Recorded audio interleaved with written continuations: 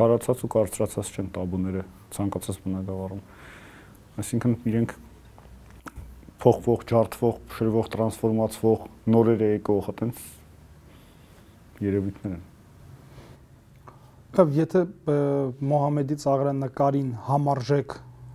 եթե համարենք դա իրենք տաբու են խախտել կամ ինչ-որ մեկի զգացմունքներն են վիրավորել, դրան համարժեք ծաղրանկարը որը կլինի Հայաստանի պայմաններում, Հայաստանի մամուլի պայմաններում ու կտեսնենք մոդելավորենք ինչ արձագանք կլինի, եթե նման ասենք Հայաստանում իմ կարծիքով դրան համարժեք ծաղրանկարը կլինի հատկապես այս տարի, եթե լինեն ծաղրանկարներ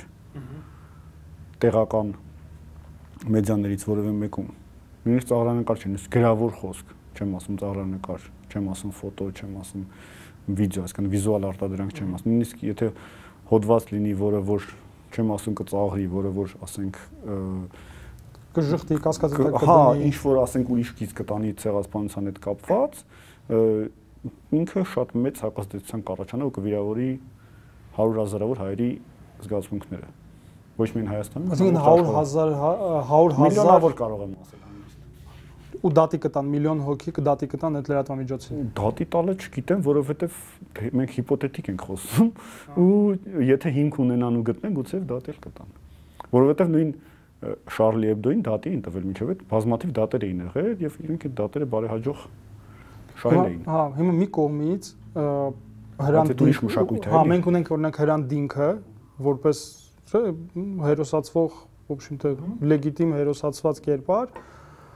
եւ ունենք հայոց ցեղասպանության վրա տաբու։ Մենք քննարկման առարկա չի, նույնիսկ այո, ինքը քննարկման առարկա չի, բոլոր պաշտոնական եւ ոչ պաշտոնական բաները ասում են, որ մենք չենք քննարկում ցեղասպանության փաստը։ Բայց օրենք հրանտ դինքը ասել է, եթե այդ օրենքը, որը կրիմինալիզացնում է ժխտելը ցեղասպանության ընդունվի, օրինակ Ֆրանսիայում, ես առաջին մարդը կլինեմ, որ կգնա ու կասի, որ ցեղասպանություն չի եղել։ Չնայած մյուս կողմից ինքը այն մարդն է եղել, որ ասենք մամուլում սկսել է գրել ցեղասպանություն բառը։ Այդ դրա հետ ոնց ենք էլի, ոնց է այդ տաբուն Հայաստանում գործում ու հրանտ դինքը կարում դրա հետ հրանտ դինքի կերպարը համակերպվի։ Ես էլի հակասության մեջ եմ կարծիքով Հայաստանում մինչև վերջ հասկացված կերպար չի։ Այսինքն իմ կարծիքով Հայաստանում շատերը ովքեր դինքի ֆոտոները ասոցիացնում են ցեղասպանության հետ, ովքեր որ դինքին այդ կոնտեքստում ցեղասպանության շատ ներկայացնում են, չեն կարդացել առնվազն իր գրած գիրքը, գոնե մի գիրք եւ իր հոդվածները եւ ասենք չգիտեմ որ նա ասել է ես Թուրքիայի քաղաքացի եմ, իր համար շատ կարեւոր է եղել Թուրքիա պետության զարգացումն ու ուժեղ պետություն դնելը, բայց միաժամանակ այդ պետության մեջ լինելով Թուրքիայի քաղաքացիին համարելով այդ մարդը ցեղասպանության ճանաչման, ցեղասպանության բարի շրջանառության մեջ լինելու եւ Թուրքիայի այդ թեմայով հսկայական աշխատանք կատարելու համար մեծ ներդրում ունի։ Բայց իր հայացքները ցեղասպանության հետ կապված, այն ինչ որ իր գրվածներում կա, միգուցե եթե իրենք իրոք լայն մասը շատերը կարթային մինչև իր անունը տալու եւ իր որպես սիմվոլ օգտագործելու շատերի մոտ այդ զգացումները կառաջացան ինչ որ դու ես ասում։ Նույն այդ ցեղասպանության շփման հետ կապված։ Նույնիսկ չեմ բացառում, որ եթե Հայաստանի հասարակության մեջ լինեին նույնքան ծայրահեղ խմբավորումներ, ինչքան իսլամական հասարակության մեջ, իսլամական ծագումով ուժերի մեջ կան, այսինքն այդ մշակույթը լիներ վիրավորելու համար կրոնական զգացմունքները կամ որևէ տաբու վիրավորելու համար ուղղակի կյանքը խլել այդ մարդու, ոնց որ արեցին Թուրքիայում։ Թուրքիայում, այսինքն փաստն է, որ ինքը սպանվել է ցեղասպանության խնդիրը առաջ տանելու եւ Թուրքիա պետության ներսում առաջ տանելու համար, բայց եթե իր գրվածներն ու մտքերն ու իդեաները նույնքան տարածված լինեին Հայաստանում եւ լիներ տեսականորեն ասեմ այդպեսի մի խմբավորում ծայրահեղական կամ terroristական կամ շատ հնարավոր է ինքը սպանվեր այդ կազմակերպության կողմից այն մտքերի համար, որ ինքը արտահայտել է ցեղասպանության հետ կապված։ Այսինքն իմ կարծիքով այդ խնդիրն է, որ ինքը բավականաչափ լավ ուսումնասիրված չի։ Այսինքն բոլորը գիտեն, որ նա դինքն է, բոլորը գիտեն, որ նա սպանվել է ցեղասպանության խնդիրը առաջ տանելու համար Թուրքիա պետության ներսում հոդվածաշարերի համար եւ իր խոսքի ազատության համար փաստացի, բայց իր գրվածները մինչև վերջ չեն կարդացել եւ այնտեղ միանշանակ չեն իր պնդումները։ երևի համաձայն ես։ Հա, հիմա ապրիլի 24-ին մեր հեռուստաեթերը միշտ տեղա տրամադրելու թուրք գործիչներին ու տրամադրել է դա արդեն ավանդույթ է դարել այն մարդկանց, ովքեր որ Թուրքիայի ներսում, Թուրքիայի քաղաքացիներ ունեն ուրիշ դիրքորոշում, քան այսպես կոչված տաբուն, չէ, թուրքական հասարակության տաբուն։ Իրանք իրենց հասարակությունում կոպիտ ասած տաբու ջարդողներն են, նույն դինքը։ Ու մենք իրանց եթեր ենք տրամադրում։ Որովհետև իրանք իբր թե կասեն այն ճշմարտությունը, որը մեր մոտ ընդունված է։ Բայց այդ նույն եթերը Հայաստանի կոնտեքստում տաբու ջարդողներին չի տրամադրվում։ Բայց կան այդպիսիք։ Կան թեմաներ, իհարկե։ Եթե ես օրինակ թեմաներ, որոնց մասին գրեթե չի գրվում մեր մամուլում, ու թեմաներ հենց բավականին թարմ թեմաներ։ Օրինակ, եթե ես մեր թեմաներից վերցնեմ, որը որ դժվար է ինֆորմացիա գտնել ու ցենց մարդիկ ոնց որ խոսքները մեկ են արել, դա Երևանում, Հայաստանում բնակվող ադրբեջանցիների թեման է։ Դա 100,000-ավոր մարդիկ էին, որոնք էին թե են էին ադրբեջանցիները։ Հիմա ադրբեջանցի չկա Հայաստանում։ Կա։ Ну, չէ, դա սխալ է ասել, այդ նույն բանն ոնց որ ասել Ադրբեջանում հայեր կան։ Իհարկե շատ ավելի ֆակտ համատելու բան, Ադրբեջանում շատ ավելի շատ հայեր կան, քան Հայաստանում ադրբեջանցիներ։ Թվային առումով, քանակական առումով անհամեմատելի են դրանք, Յուրա ջան։ Չէ, իրենք նրա համար են, որ էթնիկ առումով եմ ասում։ Այսինքն էթնիկ հայ արմատով հայերը Ադրբեջանում քանակական առումով անհամեմատ ավելի շատ են մնացել, քան Հայաստանում ադրբեջանցիները։ Քանակապես այդպես է։ Լավ։ Հա, չգիտեմ, ես ուղղակի այդտեղ կիրառականությունը դրա չեմ տանում, էլի, այսինքն ինքը գործող չի, սուբյեկտ չի, էլի, հա, սուբյեկտ չի։ Եվ այդ թեմային Հայաստանում ապրել են, այսինքն մարդկանց հարևանն են եղել, մարդկանց ու մեկ էլ տենց խոսքներս մեկ արած այդ թեմային չեն կանադառնում։ Այդ մարդիկ ինչ որ բանով զբաղվել են, ինչ որ մի բան են սարքել, եւ ուր իրանք կորան։ Այդ թեման չկա։ Չգիտեմ, տաբու է դա տաբու չի։ Յուրա, գիտես ոնց է, հա։ Ուր է այդ թեման, ուր է այդ։ Նախ ես հիշում եմ այդ թեմայով խոսակցություն հասարակության մեջ, մեդիայի մեջ 2003-4 կարող է թվերը խառնեմ, նախագիծ կար եւ մարդիկ վերականգնում էին ադրբեջանական գյուղերում ադրբեջանցիների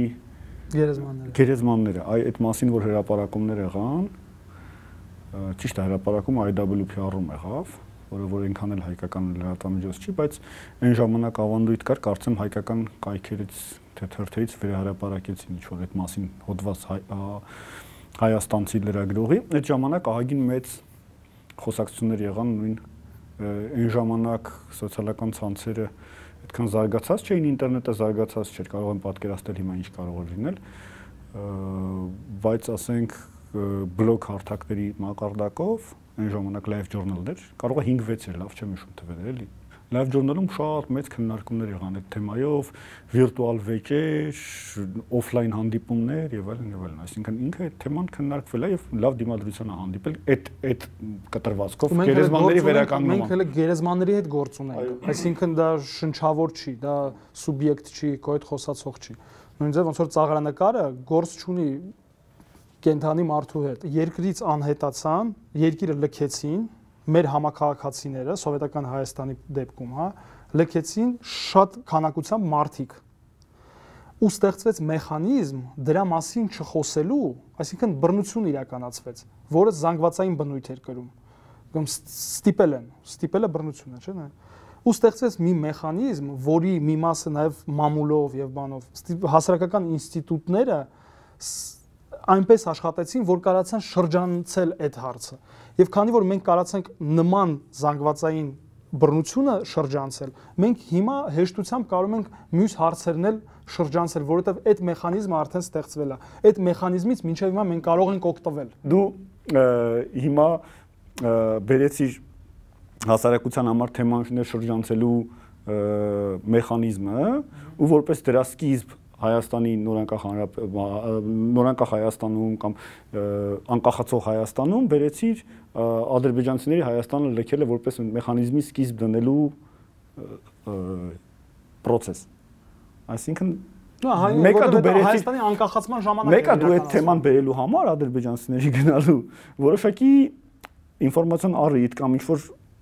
հիպոթեզ կամ թեզ քաշեցիր առաջ, որով որ այդ թեման բերեցիր եւ դարձեցիր։ Ես այդ թեման չեմ վերակենդանացնում։ Ինքը այդ թեման կա, քանի որ հա իսկականից ես իրականության հետ կապերը կարող եմ տալ։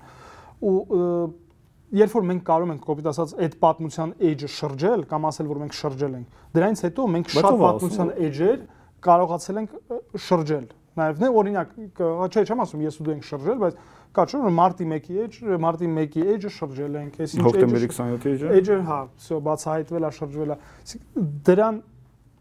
Դրան կան նախադրյալ, հենց մեր անկախացման կամ չգիտեմ մեր պետության սկզբից։ Օրինակ, եթե ես խոսում եմ Ջեբրայիլից,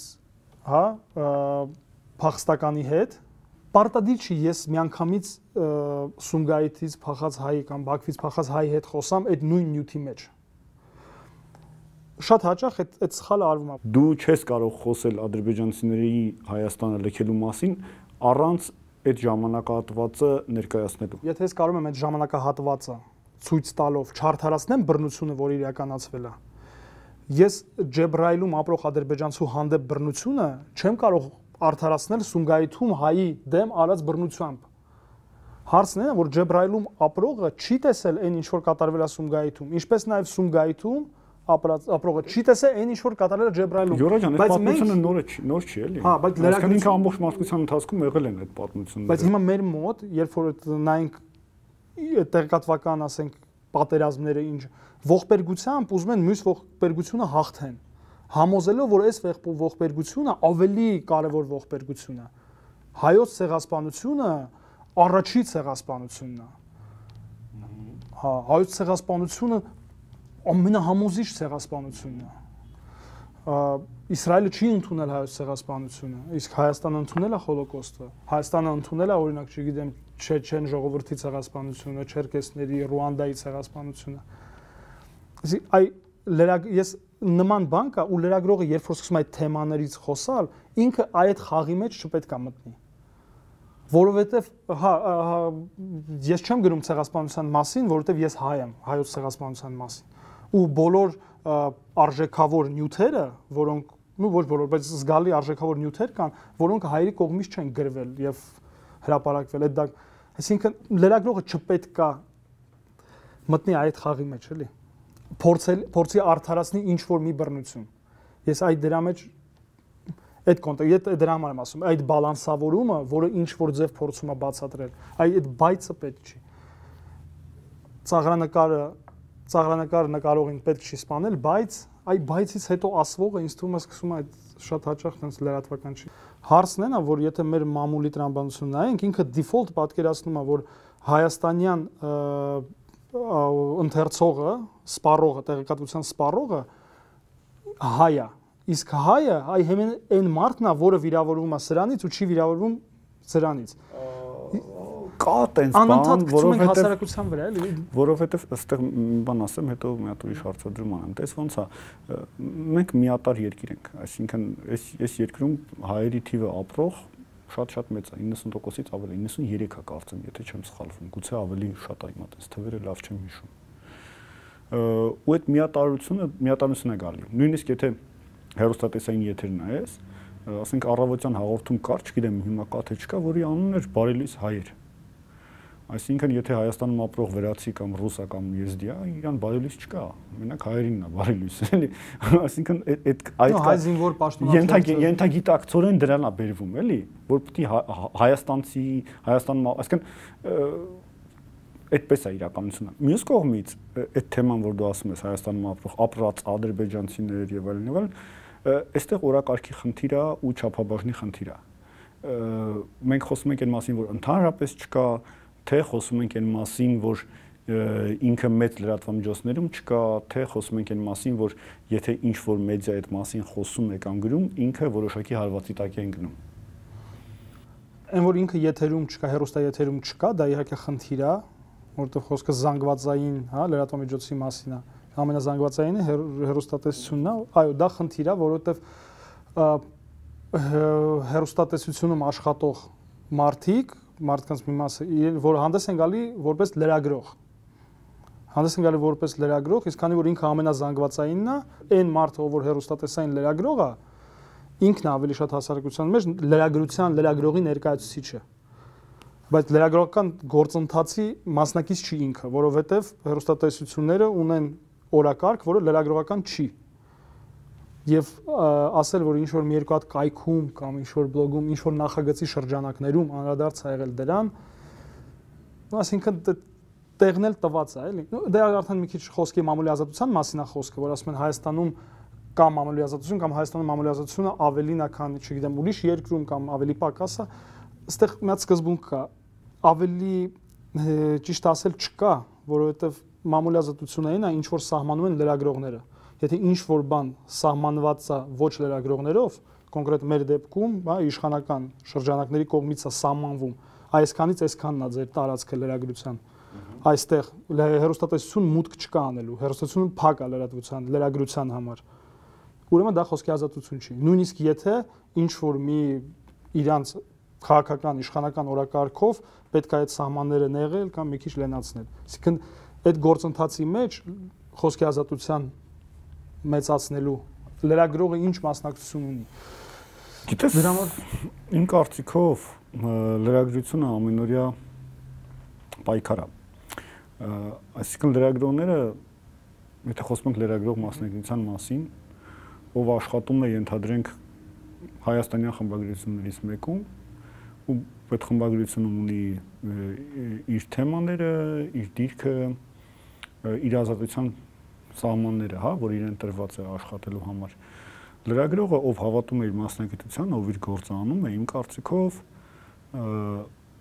պայքարում է իր այդ տարածքները նվաճելու համար ամեն օր։ Այսինքն ես այդ միանշանակ սև ու սպիտակ չէի նայի, որ ասենք այսքան է սահմանը ու վերջ։ Այդ սահմանը կարող է մեծանալ, փոքրանալ, նվաճվել, հետ նվաճվել, այսինքն այնպես ինչպես դեմոկրատիան է ամենօրյա պայքար, այսպես ասած, որ դու ամեն օր պետք է այդ քո ազատության համար կամ ազատությունն է ամենօրյա պայքար, պետք է պայքարես ու նվաճես քո տարածքները ու չզիջես, այդպես էլ լրագրությունն է, այսինքն դու չես կարա միանգամից փոխես լավ գոնե այս երկիրը, հա, այն ինչ որ դու ասում ես, որ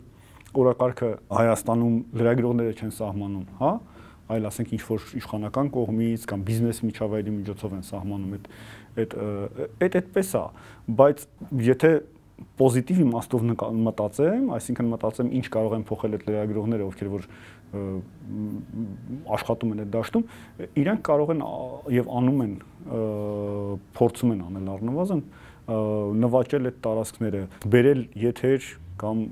կայք կամ թերթ այն թեմաները, որոնք որ գուցե այդ սահմանից այս կողմ էին, բայց իրանք կարողացան միշտ բրդել այդ սահմաններին կողմ, այսինքն այդ սահմանները իրանք փորձում են անընդհատ լայնացնել, միշտ չի որ փորձում են, բայց ես տեսնում եմ այդ իմաստով դրական չէ, պոզիտիվ մտածելու կամ պոզիտիվ նայելու տեղ էլի Հայաստանում այդ իմաստով։ Այսինքն լրագրողը, ով հավատում է իր մասնագիտությանը եւ ով իրեն համարում է լրագրող եւ ով աշխատում է խմբագրությունում եւ ոչ բոլորը կարող են աշխատել քիչ թե շատ ավելի ազատ լրախմբագրությունում կամ սահմաններ ավելի լայն խմբագրությունում, ինքն է որոշում իր սահմանները։ Կոպիտ ասած, եթե ինքը աշխատում է խմբագրությունում, որտեղ օրակարգը այսպեսին է, պետք է անել անպայման նյութեր, այս ինչ կուսակցության լիդերի մասին, հա, եւ այդ կուսակցության գործընկեր կուսակցությունների լիդերների մասին անպայման, այդ խմբագրությունում էլ կա 10 լրագրող, պարզ է, որ այդ 10 լրագրողից 1-2-ն են, որոնք որ այդ գործը անում են եւ առաջամարտիկն են, հա, բայց մարդը, ով որ չի ուզում լինել, ասենք, միանշանակ պատվեր կատարող, ինքն էլ իրավունք ունի այդ խմբագրությունում լինել եւ իր գործը կատարել եւ փորձել իր լրագրությունը առաջ տանել, իր քայլերով առաջ գնալ։ Ես հասկանում եմ, որ դա բավականաչափ բարդ է ու կարաբերի նրան, որ մարդը մի օր հոգնի եւ դուրս գա այդ ամենից, բայց ինքը պայքարի պես է, այսինքն միանշանակ ասել, որ ընդհանրապես լրագրություն չկա, այդ համաձայն չեմ, էլի։ Եթե խոսենք այն մասին, թե օրակարգի մասին, որով որ աշխատում է մեդիան, ամենամեծ օրինակը, որ Հայաստանում եղել է, այդ պրոտոկոլներն են հայ-թուրքական։ Այսինքն նույն հայաստանյան մեդիան, որ միանշանակ անհանդուրժող էր եւ միանշանակ իր օրակարգում Թուրքիա բառը ներկայացվում էր բացասական ֆոներով, հա, գոնե հեռուստատեսության մասին է խոսքը, այն շրջանում, երբ որ հայ-թուրքական արձանագրությունների մերձեցման ֆուտբոլային դիվանագիտության փուլն էր եւ գյուլը պետք է գար Հայաստան, ինքը մոդայիկ բառը U-turn արեց։ Լրիվ փոխեց իր դիրքորոշումը եւ սկսեց, ասենք, չգիտեմ, շատ ավելի ուրիշ տոներով խոսել Թուրքիայի մասին եւ, ասենք, տեղեր ծրցաններ տալ, այսինքն հենվելու տեղեր դնել հետագա Թուրքիայի հետ մերձեցման համար։ Այսինքն այդտեղ միանշանակ պատվերը երևաց եւ երևաց թե ով ում համար է աշխատում։ Այսինքն շատ տավ օրինակ այդ իմաստով եւ ամենադասական օրինակն է վերջին մի քանի տարիների հայաստանյան մեդիայի համար։ Ու այսինքն այդ հենքը, երբ որ մեդիան արխային, չգիտեմ, ինչ որ մի բանը քլնգում է կամ հակառակը սպիտակացնում է, ես ուզում եմ հենքը, որ ասում են հանրային կարծիք, ժողովուրդը 93%-ը հայ են, այդ ինչ որ մի հատ ամբողջի կարծիք օգտագործելը, դա իշխանությունն է հիմնականում այդ ասում, հա, որ ինքը ես չեմ, ես ներկայացնում եմ բոլորի, հա, հայերի կարծիքը օրինակ, հայերը դեմ են կամ ով որ սխալ անում, ինքը թուրք է կամ այդ շատ կասկածելի բան է։ Ոչ մի մեխանիզմ հասարակական կարծիքի մենք չունենք։ Օրինակ, համարվում է, որ նույնասեռականությունը հայերի կողմից կամ չգիտեմ Հայաստանի բնակիչների կողմից դատապարտելի է, ընդդուք միջև, ասենք, բռնություն անուղղակի։ Ես ուզում եմ ասեմ, որ ստեղ էլ ակնհայտ կա օրակարգ իշխանական խավերից եկող, որովհետև օրինակ Շարլ Ազնավուրը 70-ականներին գրել է երգ, հա, գեյերի սիրո մասին։ Ինչի չի թաքցնում, ինքը ասում է։ Հայաստանի ազգային հերոսը։ Եվ կա իրավիճակ, երբ որ օրինակ DIY ակումբը պայթեցնում են, կամ բազմազգային երթի անունը դնում են գեյ պարադ, ահա, այսինքն ստեղ լրագրողները շատ կարևոր դեր են կատարում, կամ այն մարդիկ, ովքեր որ հանդես են գալի, հա, այդ լրատվություն տարածողի։ Ինքը ստեղծում է, դու ասել, այ օրակարգը դառնում, ինքը ստեղծում է ինչ որ մի հատ հարմար հարթակ, որպեսզի արդարացնի այն բռնությունը, որը կլինի։ Որովհետև ինքը այդ հարթակը Ազնավուրի հանդեպ չի ստեղծում։ Ինքը սկսում է անուն ներկապցնել, ինքը սկսում է լեգիտիմացնել բռնությունը կոնկրետ այս մարդու նկատմամբ։ Նույնիսկ եթե վերցնենք այդ Սերժ Սարգսյանին հայհոյելու համար իրավիճակը, օրինակ, ու ոնց անում իշխանությունը։ Հանդես է գալի կոնկրետ գեներալ, հա, Սեդրակ Սարոյանը, ասում է ես էլ լինեի կապտակեի, բայց ինքը չի ապտակում։ Այսինքն ես պետք է ապտակած լինեի, հա, չգիտեմ, ես էլ լինեի, ես պետք է ապտակ, չէ, գնա եւ ապտակի։ Որ գործը դրան չասած չլներ։ Կարող է ինչ որ մի հատ անմեղ սունակ կոնկրետ այդ բռնությունը իրականացնի։ Նույն Օգյուն Սամաստը, ով Հրանտ-Դինքին սպանեց, ինքը դատավարություններից մի քանիսի ժամանակ ինքը անդադ ասում էր։ Ասում է, դուք եք գրում, թերթում, բայց չեք ասում ինքը թշնամի է, ես թշնամի եմ սպանել։ Ու հիմա իմ դեմ եք դուրս եկել, նու հասկանում, ես արել եմ այն ինչ որ ասենք զգացել եմ, ստացել եմ։ Ու այդ ուղղորդում, այսինքն սկզբից մարդուն դնում են ընդհանրապես էլի իրավունքի պաշտպանական այդ շերտը ջարդում են իրա ու լեգիտիմացնում են, այսինքն այստեղ ոչ մի հասարակական կարծիք, ոչ մի նման բան չկա, որովհետև ինչքան էլ Հայաստանով, չգիտեմ, ֆրացել եմ, լինի սահմանամերձ գյուղ, որտեղ ուզում է լինի, մարդկանց հետ խոսելուց առաջնային ոչ մի ինչ որ ատելություն, ասենք նույնիսկ կարող է իմանալ, որ իր հարևանը, նո ասենք, չգիտեմ, կարող է գեյ է կամ իր հարևանը Եհովայի վկա է, ոչ մեկ չի գնում, ոչ սպանում է, պետք է ստեղծել այդ իրավիճակը, որպեսզի միշտ դա ուղղորդված ալնում։ Նույն ադրբեջանական ֆիլմերի փառատոնը, ու մամուլը ինչ կարևոր գործ է անում։ Ինքը դնում է դա օրենքից դուրս, բռնությունը լեգիտիմացնում է, պետական համակարգը իր հերթին, օրինակ DIY-ի դեպքում Արծվիկ Մինասյանը, Շարմազանովը հանդես է գալի, որ դա հայի նկարագիրն է, հա, պայթեցնելը կամ չգիտեմ ինչ անելը։ Իտոգում ընդ երկու հատ ինչ-որ ազգայնական տղա են բռնում, հետո ազատում են, իսկ ամբողջ համակարգ ասում է ես պատրաստ եմ, բայց Շարմազանովը չի պայթեցնում։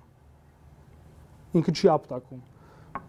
Վերջում դա անում է ինչ-որ մեկը։ Ու ըստեղ այդ մամուլի դերն է շատ հետաքրքիր։ Դրա համար ասել, որ այդ մամուլը ունի տաբու, թե չունի տաբու, չէ, ինքը ունի հրահանգ եւ հրանգի բացակայություն, ինչպես հայ-թուրքական նույն պրոտոկոլների ժամանակ։ Կար հրահանգ, այդ հրահանգը հանվեց, ուրիշ հրահանգ եկավ, հետո էլի հրահանգը փոխվեց, անում ենք այն ինչ որ պետք է անենք։ Եթե մեկի օրակարգն է խոսել, ասենք, այն թեմաների մասին, որոնց մասին որ քիչ է խոսվում, Դա չի նշանակում, որ բոլորը պետք է այդ մասին խոսենք։ Այսինքն, եթե տանեմ Շարլի Էբդոյի վրա, եթե Շարլի Էբդոյի օրակարգն եւ Շարլի Էբդոյի աշխատավոճն է, ծաղրանկարները եւ բոլորին դաժանաբար, ցինիկաբար, բոլոր հնարավոր ձևերով ֆրանսիական լավագույն ավանդույթներով իրենց մշակույթի մեջ եղած ծաղրելը եւ դա ասենք իրենց մոտ գալիս է, չգիտեմ, տարիներով էլի։ Այդ չի նշանակում, որ բոլոր թերթերը պետքա դա անեն։ Այսինքն դա Շարլի Էբդոյի օրակարգն է եւ նա այդպես դիրքավորված եւ այդպես աշխատում, չի նշանակում, ասենք Փարիզյան կամ չգիտեմ Ֆիգարոն կամ մյուսները պետքա այդ նույն ձևով աշխատեն։ Այսինքն օրակարգերը պետքա չէ տարբեր լինեն։ Չէ, դա օրակարգի հարցը չի։ Օրակարգը, նո լրատվական օրակարգը ինչն է, տեղեկացնելն է, հա, հանրային կարևորություն ունեցող կամ ասենք, չգիտեմ, հետաքրքիր լուրեր հայտնելը հարցն է, որ երբ որ օբյեկտիվության մասին են խոսում լրագրողի ու Հայաստանում երբ որ քննարկումները կան, սկսում են խոսել նրա մասին, մեր լրագրողները, գիտես, անդադ այդ քննարկումները, որ նույնիսկ արևմուտքում չկա օբյեկտիվություն։ CNN-ն էլ է ծախված, չգիտես ինչ։ Դա ծախվածի խնդիր չի, ես հա։ Իրանք ասում, անընդհատ այդ օրինակն են բերում։ Օբյեկտիվությունը ծախված չծախված ըլնելու հետ կապ չունի։ Օբյեկտիվությունը կապ ունի լրագրողական սուբյեկտիվության հետ։ Այո։ Երբ որ դու սուբյեկտիվ ես, բայց մնում ես լրագրող։ Իսկ օրինակ մենք լրագրողներով հավաքվում ենք ու քննարկումը, վերջի քննարկումներից մեկին, այն որ խոսակցությունը գնաց նրան, որ բայց դե վերջ-վերջոց բոլորս էլ հայ ենք, էլի հասկանում ենք։ Հա, հիմա օրինակ ես գնացել եմ քննարկման ոչ թե հայերի հետ հանդիպելու, այլ լրագրողների հետ հանդիպելու ու հույս ունեմ, որ իմ գրածները կարդալուց մարդ մտնում է որպեսզի տեսնի այս լրագրողները ինչ են գրել, ոչ թե այս հայերը ինչ են գրել։ Ու մենք գալիս ենք նրան ու սկսում ենք խոսալ նրանց, բայց դե մենք մեկը հայ ենք, էլի։ Հայ լինելը խանգարում է խոսակցություն, այսինքն վերջերս Հայաստանում էր Washington Post-ի թղթակիցը, բան, որը հայ ազգությամբ, Մոսկվայում, Քարունը, Դեմիրճան, որի հետ հարցազրույց էինք անում, ես շաբաթ կհրապարակենք, ու Քարունը երբ որ խոսում էր, ասում է, երբ որ գալիս եմ այստեղ, ասենք, պաշտոնյաների հետ հարցազրույցի, կամ հատկապես երբ որ Միացյալ Նահանգներում առիթ է լինում սփյուռքահայ լոբիստական շրջանակների հետ շփվելու, ինձ ասում դու հայ ես, չէ՞, այսինքն դու մեր կողմից ես, թե Washington Post ես, այսինքն լրագրող ես, թե համ հայ ես, համ լրագրող։ Այսինքն այդ դիլեման իր համար, ասենք նույնիսկ ասենք այդպես հեղինակավոր խմբագրության ներկայացուցիչ լինելով, այդ խնդիրը իր մոտ ծագել էր, այսինքն ու ինքը ասենք միշտ սկզբից բոլորս լրագրող եմ, էլի կներեք, շատ էլ թե ասենք հայ եմ, բայց այդ չի նշանակում, որ պետքա լծվեմ լոբիի գործերին, ինչքան էլ որ դա այդ գործերը շատ կարևոր են իմ ազգի համար, հա։ Պարզա որ օբյեկտիվ լրագրություն չի կարող լինել, որովհետև լրագրողները սուբյեկտներ են։ Իրենք մարդիկ են, իրենք մտածում են, իրենք տեսակետներ ունեն, ինչը շատ նորմալ է։ Բայց թե ինչով է պայմանավորված իր տեսակետը։ Այ ոչ մի ոնց այդ մեխանիզմը աշխատում։ Ոնց է ինքը ներկայացնում իր նյութի մեջ, դա ասկան խոսքը օբյեկտիվության մասին չի, խոսքը այն մասին է ինքը որ իրավիճակը ճիշտ ներկայացնի եւ բոլոր կողմերին ներկայացնի եւ փաստերը չթաքցնի։ Այսինքն դա ինքը նույնիսկ կարա սխալվի, բայց դա լինի լրագրողի սխալը, ոչ թե քաղաքական ուժի թելադրանքով կամ խմբագրության սխալը։ Հա, կամ ասենք արյան կանչի թելադրանքով, որտեղ իհարկե համեմատել, ասենք, ասել CNN-ը օբյեկտիվ չի կամ Russian Today-ը օբյեկտիվ չի, հա, իհարկե։ Ինչ մասին է խոսքը։ Ինչի են հայ լրագրողները անդադ դա կրկնում, ինչն են արդարացնում։ Ինչի չեն իրենց փորձի վրա ցույց տալի, երբ է դա աշխատում։ Այսինքն ես գրում եմ նյութ, ես մոնտաժում եմ նյութ, մեկ է հիշում եմ, որ ես հայ եմ ու սկսում եմ նորից վերախմբագրել, ջնջել ինչ որ մասեր, այդ մեխանիզմը։ Ինչի, հա, բանի Մոհամեդի ծաղրանկարները, օրակ ցենց վերցնենք, օրինակ, չգիտեմ, Վազգեն Սարգսյանին, Մոնթե Մելքոնյանին կարելի է ծաղրանկար անել, թե չէ։ Չվերցնենք Մոհամեդին, դա շատ հեշտ է։ Իմ կարծիքով կարելի է։ Այ այս խնդիրն է եւ անկախ նրանից թե ինչ արձագանք կլինի կամ ինչ որ գեներալն էլ կսկսեն հրաման արձակել, որ պետք է ապտակել, թե չէ։ Այ դրա մասն է խոսքը։ Հայաստանի դեպքում Յուրա ջան, օրինակը 2 տարի առաջ էր, 2 հրյաները հրյա բանի կներես երգիծաբաններ, ծաղրում են եւ հոլոկոստի մասին կարող են կատակել։ Նույնիսկ արդեն ճաշակի եւ նրբությունների հարց է, չգիտեմ, Վուդի Ալենն անընդհատ հոլոկոստի մասին կատակներ անում այդ հրեական թեմաներով։ Այսինքն պարզվում է ամեն ինչի մասին էլ կարելի է կատակել եւ ստեղ նույն չգիտեմ, եթե իհարկե դատական համակարգին վստահենք, միայն դատական կարգով կարելի է նախադեպեր ստեղծել եւ քննարկել այդ դեպքը բանն է, երբ որ Էդգարը Բարսեղյան, բլոգեր, դեմոտիվատոր էր սարքել Տիգրան Ուրիխանյանի հիշում եք այդ պատմությունը։ Բան տարվա լավագույն ոճային գործիչը։ Ասենք դեմոտիվատոր էր, որ ծաղրանկարի պես մի բան է, ու այդ գործիչը քաղաքական վիրավորվել էր։ Դատարան էր դիմել,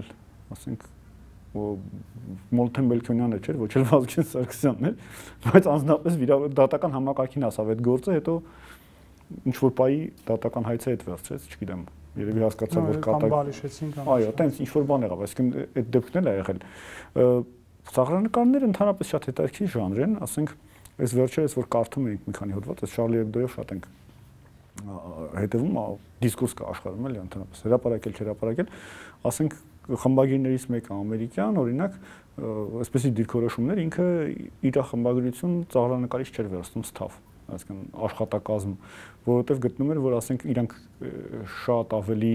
ուրիշ ձևի հայացք ունեն ու անկախ են, այսինքն խմբագրական քաղաքականության տակ իրան մտցնելը անընդհատ, այդքան էլ ասենք իրանց հարմար չի լինի աշխատելու ընթացքում, ու ասենք աշխատակազմում հենց ծաղրանկարից չէր պահում այդ մարդը մենակ դրա համար օրինակ մոտեցում կար, էլի։ Մեր դեպքում ես կարաչարկեի մարդկանց ովքեր դնում են Je suis Charlie, մենք հայաստանյան կոնտեքստում, զետակիրքն եթե իրենք գրեն խոսքի Je suis DIY կամ Je suis ծոմակ։ Հա, շատ ավելի քաչ կլիներ գրել DIY, քան թե Charlie, ասենք կամ շատ ավելի հեշտ էր բան գրել, ասենք Safe Kesab, երբ որ Kesab-ի դեպքերն էր, երբ որ ասենք տենց։ Հա, այդպես է։ Այսինքն այդ էլ սոցիալական մեդիայի ու այդ տարածությունները փոքրացնելու ինտերնետի միջոցով այդ համայնքը իրար հետ կապելու խնդիրն է, ասենք մեկը մեկին նայում է, այդ process-ները ավելի արագ են զարգանում, դրա համար profile picture-ները փոխվում են շատ արագ այդ։ Այսինքն մեկը որ անում է, մյուսը մտածում է, անեմ, չանեմ, ու շատ էլ չի խորանում, ինքը ինչի է շարժ, թե շարժ չի։ Բայց հա, եթե DIY լինի, շատ ավելի բարդ կլինի։ Սոլիդարություն հայտնելու, այս դեպքում Շարլին։ Հա։ Գրելով ես կամ մեր դեպքում ինչ կարելի է անել, որ սոլիդարություն։ Ես չեմ գրել, ես Շարլ եմ ու չէի գրի։ Որովհետև ես Շարլ չեմ։ Այսինքն, որովհետև ես չեմ կիսում այդ խմբագրության տեսակետները, բայց կողմ եմ, որ իրենք այն տեսակետները հայտնեն։ Կան թեմաներ, որոնց մասին պետք է խոսալ կասկածի տակ չառնելով, ընդհանրապես նույնիսկ լեզուն, որով դու խոսում ես։ Եթե մեր օրինակով վերցնենք, վերջի այդպես մի քիչ քննարկման արժանացած նյութերից մեկի անդադ նշում էին, ուրեմն այնտեղ օգտագործել չճանաչված Լեռնային Ղարաբաղի Հանրապետություն։ Ձեր նյութի մասին։ Մեր նյութի մասին է խոսքը։ Ու սեփական օրենքով թե չէ գնացինք Փարիզներ բաներ։ Մեր բանից է, մեր Մոհամեդներից խոսանք, էլի, հա, մեր ծաղրանկարներից խոսանք։ Ինչ որ ընդունված լեզու կա, ձևավորված լեզու կա, որով մենք պետք է խոսենք ու որի ձևավորման մեջ մենք ընդհանրապես չպետք է մասնակցենք։ Ինչ որ մեկը, ինչ որ միտեղ առանց հետևողականության որոշել է, որ դրան պետք է ասել, չգիտեմ, ԼՂՀ կամ Արցախ կամ չգիտեմ Խարվաճար, եւ ես առանց կասկածի տակ դա առնելու պետք է վերահրատարակեմ այդ լեզուն։ Այդ լեզուն ստեղծվել է հստակ ինչ որ օրակարգ արդարացնելու համար։ Ու դա լրագրողական ուրեմն բան չի, օրակարգ չի։ Ինչը կարա վիրավորի չճանաչված Լեռնային Ղարաբաղի Հանրապետություն բանի մեջ։ Այսինքն ինչի են Ղարաբաղի ճանաչվածություն, չճանաչվածությունը այդ հարցը, հա, գցում լրագրողի վրա։ Իմ կարծիքով ամեն խմբագրություն ինքն է որոշում տերմինոլոգիան, որով արտահայտվում է։ Այսինքն խմբագրությունը, ով լուսաբանում է ընդհանուր խնդիրներ, նույնիսկ ասենք, մշակութային, նույնիսկ եթե մշակութային է, իսկ նեղ ուղղվածություն ունի, եթե Հայաստանում է աշխատում, ինքը այսպես թե այնպես պետք է առիթ ունենա այդ բառակապակցության առնչվելու։ Այսինքն ինքը պետք է առիթ ունենա Լեռնային Ղարաբաղի մասին գրելու։ Եվ այդտեղ տրամբանականը ճիշտը իմ կարծիքով այն է, որ ամեն խմբագրություն քննարկի ինքը ինչ է ասում։ Ինքը ասում է Լեռնային Ղարաբաղի Հանրապետություն, ինքը ասում է Լեռնային Ղարաբաղ եւ հարակից շրջաններ, ինքը ասում է Արցախ, ինքը ասում է Լեռնային Ղարաբաղից ճանաչված հանրապետություն, ինքը ասում է Լեռնային Ղարաբաղի հսկողության տակ գտնվող տարածքներ, թե ասում է Հայաստանի հսկողության տակ գտնվող տարածքներ կամ Հայաստանի զինված ուժերի հսկողության տակ, այսինքն այդ խնդիրները խմբագրական մակարդակով պետքա լուծված լինեն։ Ոնց խմբագրությունը որոշում է, այդպես էլ անում է։ Հիմա մի խմբագրություն որոշում է, որ դա Լեռնային Ղարաբաղի հանրապետությունն է, մի խմբագրություն, ինչպես ձեր խմբագրությունն է, որոշում է, որ դա Լեռնային Ղարաբաղի չճանաչված հանրապետությունն է, ինչը որ մի կողմից խոսենք փաստ է, որովհետև ինքը իրոք չճանաչված հանրապետությունն է, ասենք մասնակցում է չճանաչված հանրապետությունների, ասենք ֆուտբոլային մրցաշարի, ասենք բանի հետ, Աբխազիայի եւ ասենք Պրեդնեստրովիայի հետ եւ այլն։ Ուզում եմ ասեմ, խմբագրության որոշել եք այդպես գրել, նորմալ է եւ բնական, այսինքն թե ինչ են մարդիկ դրանից նեղսրտում, վիրավորվում, մեկնաբանում, զայրացած մեկնաբանում, այդ նաև է նրանից ինչի մասին խոսում ենք, որովհետև հասարակությունը չափազանց միատար է։ Մարդիկ մտածում են, որ բոլորը նույն ձև պետք է մտածեն, նույն ձև պետք է գրեն։ Միատար չի, հասարակությունը միատար չի։ Ով ասում, որ միատար է հասարակությունը, այն մարդիկ, որոնք շահագրգռված են միատարության մեջ։ Հասարակության, մենք գիտենք, որ հետսովետական երկրներից տոկոսային հարաբերակցությամբ ամենաշատ Եհովայի վկաները Հայաստանում են։ Հա, այսինքն եթե բնակչության բանն հաշվի առնենք, միգրացիան հաշվի առնենք, նույնիսկ 10%-ից ավել։ Պատկերացնում եք դա ինչ թիվ է։ Ասենք մահմեդականները Ֆրանսիայում ոնց որ թե տոկոսայինով նույնիսկ ավելի քիչ են։ Գերմանիայում դե ամենամեծը հա Գերմանիա։ Բայց իրենց զգացողությունների մասին, իրենց վիրավորելու մասին ոչ ոք չի մտածում։ Այդ մարդիկ ահռելի քանակ է 10%-ը։ Նույնիսկ եթե քաղաքական գործիչ լինի, որ աշխատի օրինակ այդ ընտրազանգվածի հետ, պատկեր դա նույնը դրա հետ է կապված, ասենք մենք միացնում ենք եթերը կամ բացում ենք կայքերը ու բացում ենք թերթերը, այնտեղ ասում են աղանդավոր, ինչը սխալ է։ Պարզավոր պետք է ասել կրոնական փոքրամասնություն։ Եվ պարզավոր եթե այդպես է, աղանդավոր ասելով իրանք որոշակի քանակի մարդկանց վիրավորում են։ Նույնը ասենք տերմինոլոգիայի, մենք տերմինոլոգիայի մեջ ենք խոսելով ասենք Լեռնային Ղարաբաղի չճանաչված հանրապետության մասին, նույնը ասենք պետական պաշտոնյայով սկսած, լրագրողներով վերջացրած, սերիալներն էլ մեզ նվեր համասեռան մոլ են ասում։ Ինչը նորից որոշակի թվով մարդկանց վիրավորում է, որովհետև ճիշտ տերմինը այս դեպքում չեզոք տերմինը կամ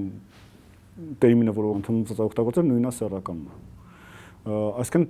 տերմինների խնդիրը ընդհանրապես խնդիրներ կան, որ շատ կարևորություն չեն տրվում մեր մեդիայի կողմից եւ դա խնդիրներից մեկն է, էլի։ Այսինքն եթե մենք LGBT խնդիրների մասին խոսում ենք, խոսալու ձևի մասին, այսպես կոչված ճիշտ ուղղորդված, որը մեզ ասում են ճիշտ ձևը այն է, որ օրինակ դու բերում ես լավագույն դեպքում ինչ որ մարդու որ պաշտպանում է իրենց շահերը ու դա այսպես կոչված բալանսավորում ես դրանք քարկոծել կամ քարկոծել եւ բալանսավորում ես իրեն օրինակ եկեղեցականով այո ու բերում ես մի հատ եկեղեցական ընդհանրապես թոքշուների համար ինքը ոնց որ ասենք ոնց ասեմ պարտադիր ատրիբուտ լինի էլի այսինքն երբ որ ուրիշ մարդ չկա կանչելու եկեղեցականը պատրաստ է ասենք եթե բարոյականության հարցեր են անպայման պետք է լինի, բայց այդ ուրիշ խոսակցություն է։ Հա, տերմինոլոգիան ընդհանրապես կատաստրոֆիկ վիճակում է այդ իմաստով Հայաստանում իմ կարծիքով։ Եվ ասենք այդ նույն շարքի մեջ է նաև Լեռնային Ղարաբաղի ճանաչված կամ չճանաչված հանրապետությունը։ Ասենք եթե նայենք հեռուստաեթերի մասին, եթե նայենք թե ինչ արժեքներ են մեզ տալիս սերիալները, ապա ընդհանրապես գնա գալիս են։ Այսինքն այդ նույն տերմինոլոգիան սերիալների մեջ այդ նույն ասենք ուղղորդվածությունը դեպի որոշակի խմբեր, որոնց որ կպնելը ամենահեշտ բանն է, որ կարելի է անել։ Այսինքն այդ ընդհանրապես հատկապես հեռուստատեսությամբ շատ ավելի մեծ խնդիր է, որ ուղղորդվում է։ Հասարակական մի խումբ կամ մարդկանց մի խումբ